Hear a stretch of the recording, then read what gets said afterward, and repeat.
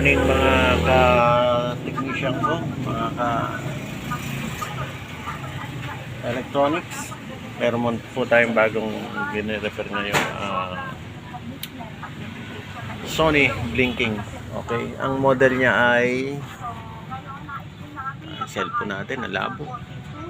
Ayan ang model niya. Ayan. So ang problema po nito na Sony ay 6 blink to. Blink siya ngayon. Ginawan lang ng para ng aking technician na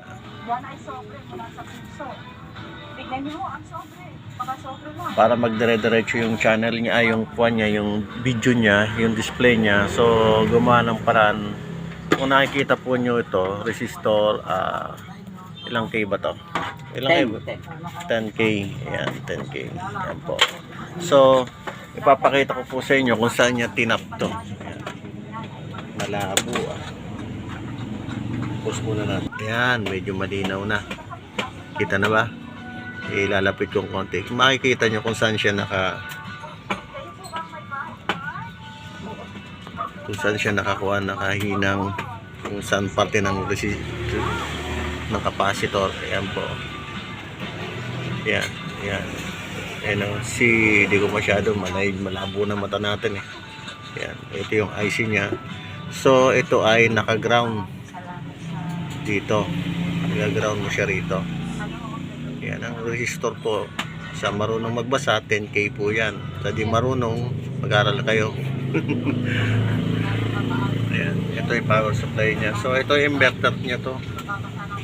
Inverter supply nito ng mga tube type po itong itong Sony na to. Ayan. Ulitin natin, papakita natin yung daya. So ihinang muna natin para hinang mo.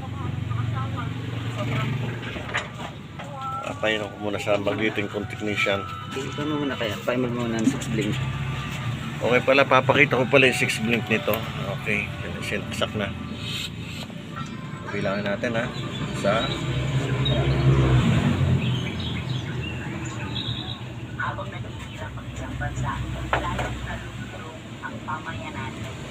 power na siya. Ayan, nag-open na yung kanya yung backlight.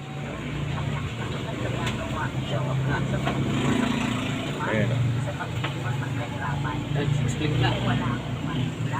Isa, dalawa, tatlo, apat, lima. Wala na. 1, 2, 3, 4, 5, 6. Ayan, ay 6 blink na tinatawag. So alisin natin sa saksak. Hinang na.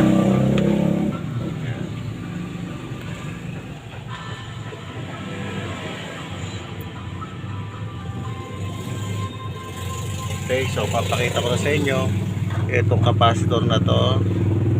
Hindi dito sa kabila, dito ito yung papasok sa IC. Ayan. So, okay, kita naman po pasensya na kayo, malabo yung cellphone ko. Pagka umama tayo sa loto, bibili tayo magandang cellphone. Sana may mag-donate ng cellphone. Saksak na natin. Sabay saksak. Wala. Ayan, okay.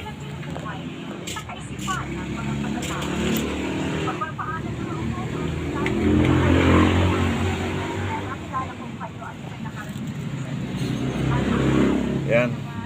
So, automatic power ba to? Hindi. Pag nag-shut off na, hindi na. Okay, on. Ayan, tao na siya. So, tingnan natin kung i-video siya.